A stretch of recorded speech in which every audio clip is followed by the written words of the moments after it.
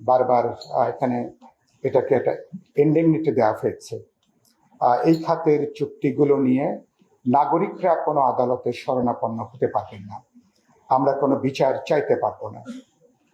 ফলে এই যে দায় মুক্তির যে বিধান, আমি আশা করতে চাই এই সরকারে নিশ্চয়ই দায় মুক্তির এই বিধানের পথে তারা হাঁটবেন না। সরকারি দলের একজন সাংসদ এখানে আছেন, এবং জ্বালানি খাতের যেটা বললাম, এই দায় মুক্তি দেবার আড়ালে এখানে প্রতিযোগিতাহীনভাবে যে বিভিন্ন প্রকল্প গ্রহণ করা, কোনো বাজারে কোনো উপযুক্ত কোনো টেন্ডার ছাড়াই বিভিন্ন প্রকল্প গ্রহণ করা, এবং আমাদেরকে পুরোপুরি যেভাবে একটা আমদানি নির্ভর জ্বালানি ইতিমধ্যেই জ্বালানি নীতি গ্রহণ করা হয়েছে, যেটা আমাদের জন্য পুরোপুরি আত্মঘাতী।